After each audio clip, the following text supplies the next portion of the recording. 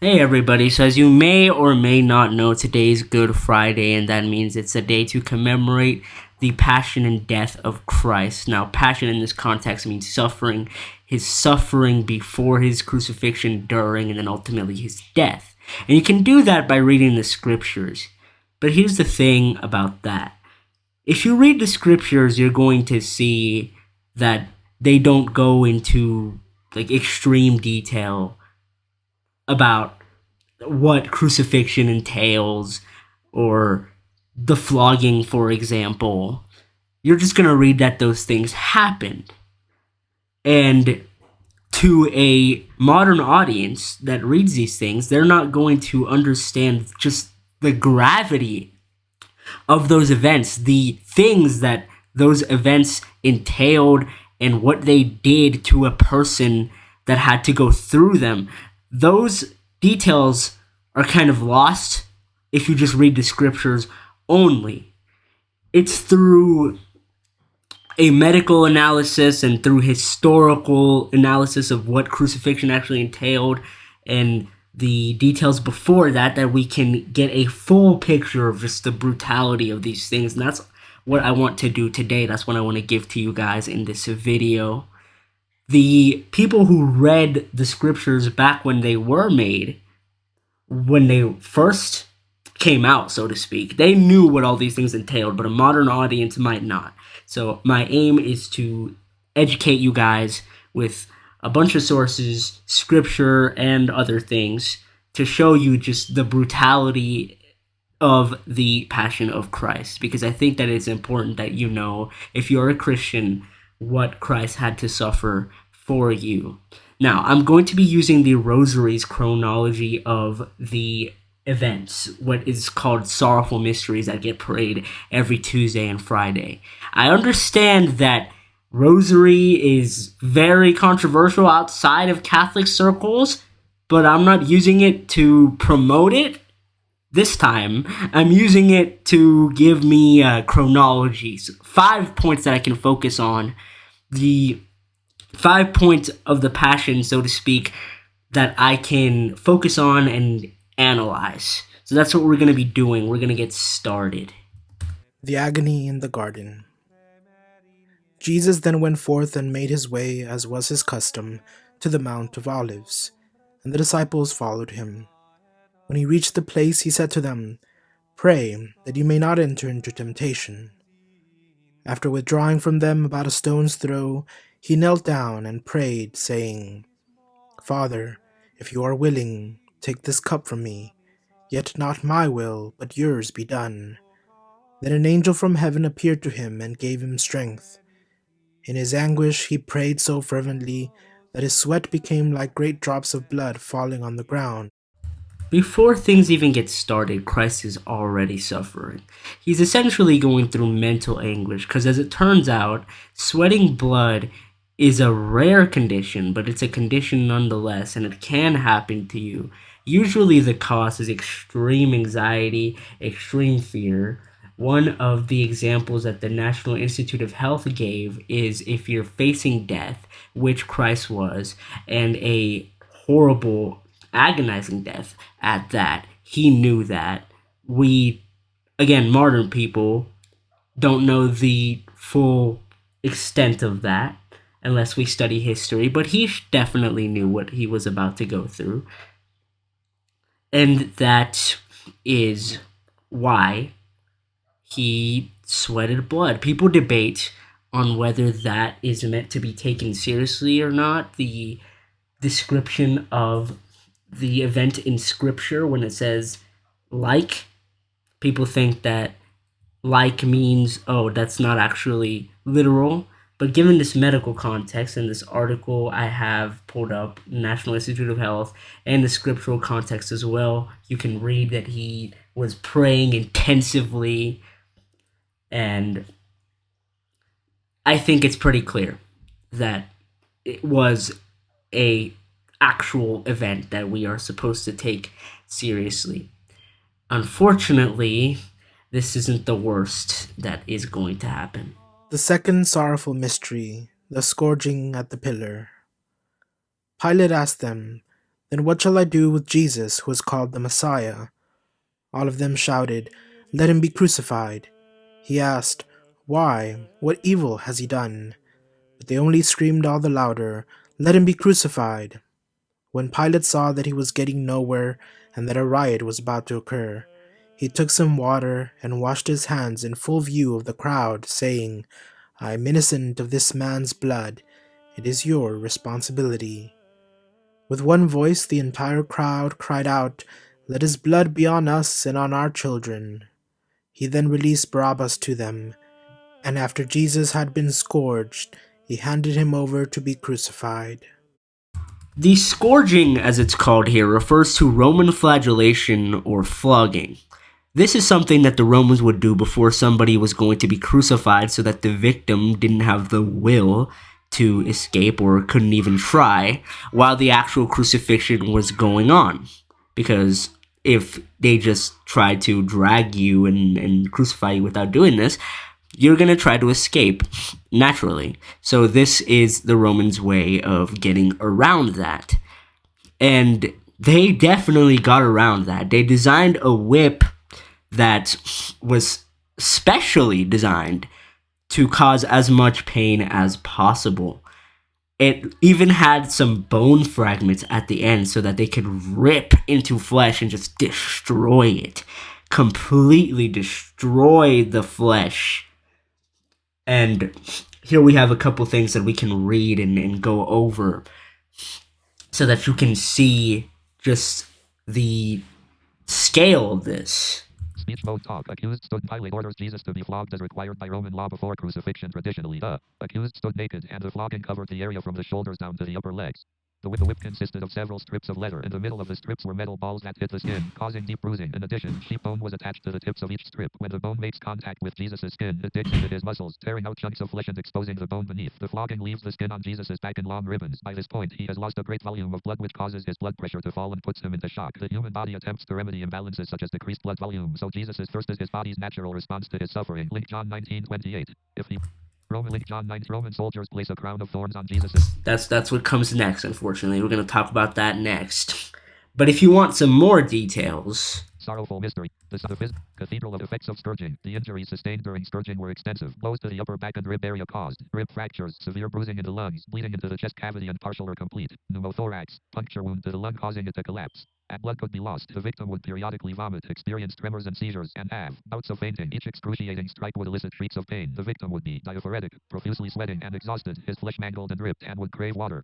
Because of the loss of fluid from bleeding and diaphoresis, the steady loss of fluid would initiate hypovolemic shock, while a slow, steady accumulation of fluid in the injured lungs, plural, effusion, would make breathing difficult. Fractured ribs would make breathing painful, and the victim would only be able to take short, shallow breaths. The plumbity at the end of the leather strips would lacerate the liver and maybe the spleen.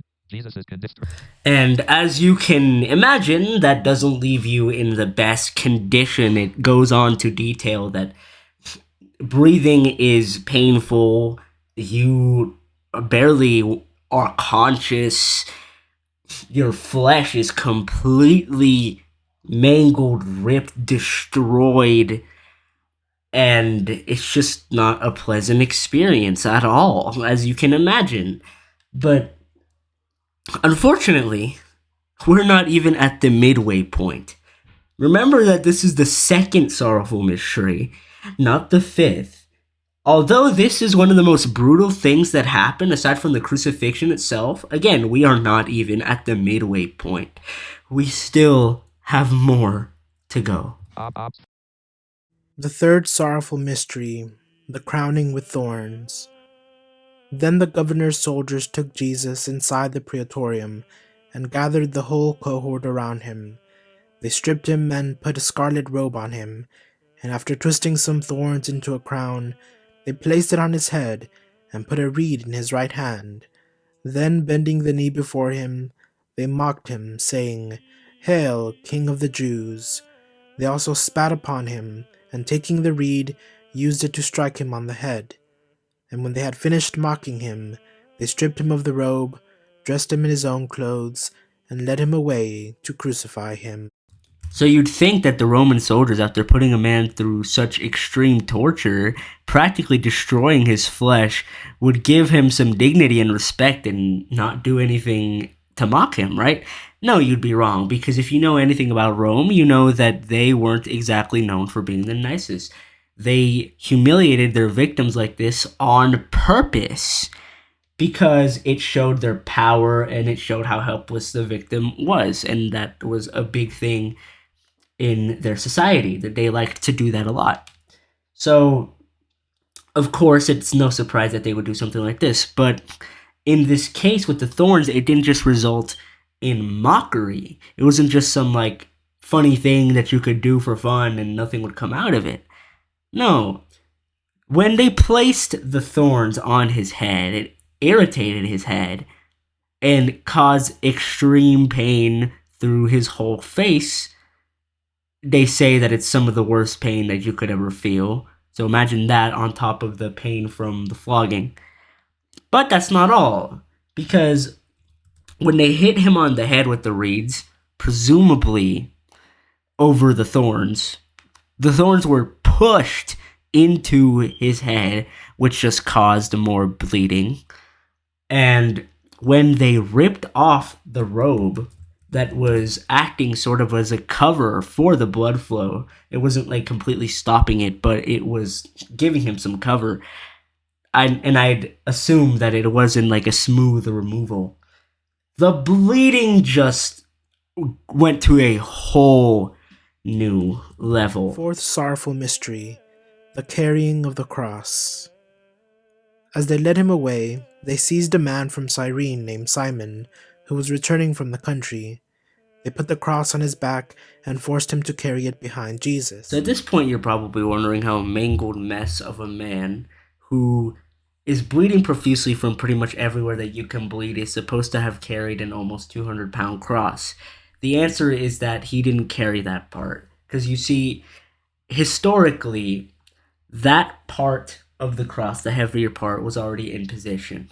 What he would have had to carry is a cross piece that they would have attached to the cross, and that's the piece that he would have been nailed to. However, remember the state that he's in. He is in no condition to be carrying anything, regardless of weight. He is bleeding. He is struggling to breathe already. He is in horrible pain everywhere. He is in no condition to carry anything. And so the soldiers decided that they would have a person help him, or force a person to help him, more like, so that he wouldn't die on the road. The fifth sorrowful mystery, the Crucifixion. When they came to a place called Golgotha, which means the place of the skull, they offered him some wine to drink that had been mixed with gall. But after tasting it, he refused to drink the mixture. And after they had crucified him, they divided his garments among them by casting lots. Then they sat down there to keep guard over him. Above his head was inscribed the charge against him: "This is Jesus, the King of the Jews." So now we arrive at the crucifixion itself, and although this is by far the worst thing that happened to Christ throughout his whole passion, at least we can take solace in the fact that after the crucifixion he did not suffer anymore. Unfortunately, that doesn't take away from the fact that crucifixion in itself is brutal, and it doesn't take away from the fact that he had to go through that to begin with, but at least we can take comfort in the fact that after this, he doesn't have to suffer anymore. So, when he arrives at the cross, already weak as it is, he's pinned down as if they really needed to do that, and his arms are secured so that they can drive nails either through his palms or his wrists. The data is not exactly clear about that. There's dispute among experts whether it was through the palms or through the wrists, but either way, it was at some point on his hands. They had to drive nails through his hands. And then they had to bend his knees so that his feet were flat on the cross, so it would be easier to nail his feet. Which they do. They drive these huge nails through his feet and destroy nerves in the process. But, I mean, they've already done that enough, so that's not new. So, he's left laying there for several hours, agonizing. Keep in mind that he can't support his weight on his feet or his arms, so he has to arch his back. And inhaling and exhaling, breathing is going to be extremely painful. It's not going to be pleasant. So the fact that he manages to speak at all during this is miraculous. And he does. He speaks several times, according to the scriptures, according to the Gospels. But the fact that he's even able to do that is miraculous. But anyway, he's left lying there in agony for hours until the pain is just too much. The exact cause of death from a scientific standpoint is also in dispute. People say it could be asphyxiation. People say it's a heart attack. I have multiple sources here that say both. But what is certain is that he definitely died. It didn't take very long, which I guess we could say that he got lucky, although not really. But usually, a lot of the time, some people would take up to 24 hours to die, even after all of this. So the fact that it was 6 or so hours is way less than it normally would be. But he dies, and he's relieved from all this suffering after hours of agony in which breathing itself causes extreme pain throughout your entire body. Okay, just keep that in mind. And with that, his passion comes to an end. His suffering finally stops with his death. He's free from it. No more bleeding, no more beatings, no more thorns, no more nails, no more struggling to breathe, to even inhale and exhale. None of that. It's all over.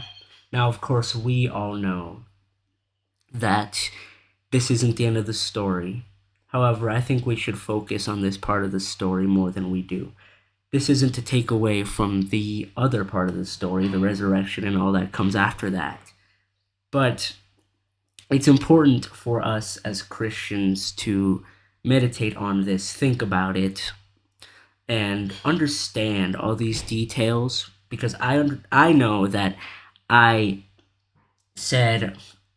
gave a bunch of graphic descriptions of these things, and I didn't do it for the sake of being graphic.